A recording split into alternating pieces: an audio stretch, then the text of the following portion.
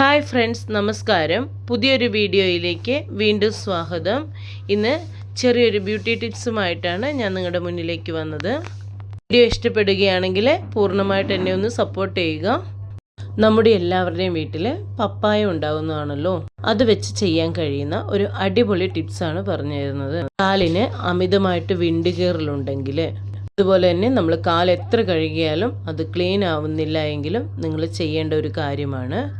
വിണ്ടുകീറൽ ഉള്ളവർ ഇത് ചെയ്യുക. അതുപോലെ തന്നെ കാല് നമ്മൾ കല്ലയിലിട്ട് ഉരയ്ക്കുമ്പോൾ അല്ലാതെ എങ്ങനെ കഴുകിയാലും അത് ക്ലീൻ ആവുന്നില്ലെങ്കിൽ നിങ്ങൾ ഇതിങ്ങനെ ഒന്ന് ചെയ്തു നോക്കുക.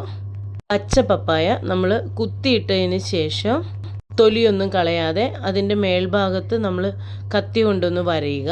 അപ്പോൾ അതിനകത്തുനിന്ന് വരുന്ന ഒരു വെള്ള കളറിലുള്ള പാല് അഥവാ ചൊന, അത് നമ്മുടെ കാലിൻ്റെ അടിഭാഗത്ത് തേച്ച് കൊടുക്കുക. കാലിൻ്റെ വെള്ളയിൽ നല്ല സ്ക്രാച്ച് ഉള്ളവരാണെങ്കിലും ഇതുപോലെ ക്ലീൻ ആവാത്ത അവസ്ഥയിൽ ഇരിക്കുന്നവരാണെങ്കിലും ഇതൊന്ന് തേച്ച് കൊടുക്കുക.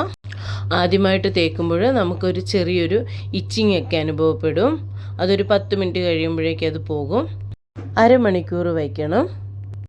എന്നതിന് ശേഷം ഒരു പിമിക് സ്റ്റോൺ വെച്ചിട്ടോ അല്ലെങ്കിൽ നമ്മുടെ വീട്ടിൽ തന്നെയുള്ള കല്ലിലോ കാലുരച്ച് കഴുകാവുന്നതാണ്. ഉപയോഗിച്ചും കൂടെ കഴുകുക. നോർമൽ രീതിയിൽ കഴുകിയാൽ മതി. സോപ്പ് ഉപയോഗിച്ച് വിണ്ടുകീറൽ നന്നായിട്ട് മാറും. വളരെ ശ്രദ്ധിക്കണം. അതിൻ്റെ ചൊന ചെത്തുമ്പോൾ അത് കണ്ണിലൊന്നും ആകരുത്. പപ്പായയുടെ മുകളിൽ കത്തി കൊണ്ട് കുറേ തവണ വരയ്ക്കുക. വരയ്ക്കുമ്പോഴാണ് ഈ പാല് നന്നായിട്ട് വരുന്നത്. അത് അതുപോലെ തന്നെ കാലിൽ അപ്ലൈ ചെയ്ത് കൊടുത്താൽ മതി.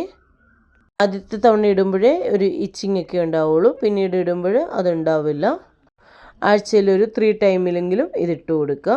അരമണിക്കൂർ വെക്കുക. അരമണിക്കൂർ കൂടുതൽ വെച്ചാലും കുഴപ്പമില്ല. ഇതിട്ട പാടെ കാല് നിലത്ത് കുത്തരുത്, ചെരുപ്പിടരുത്. ചെരുപ്പിട്ട് നടക്കുമ്പോഴേക്ക് സ്ലിപ്പായി പോകും. ഇതൊക്കെ വളരെയധികം ശ്രദ്ധിക്കുക. എല്ലാവരും ഒന്ന് ചെയ്തു നോക്കുക. റിസൾട്ട് പറയാൻ മടിക്കേണ്ട. Okay, bye bye, see U.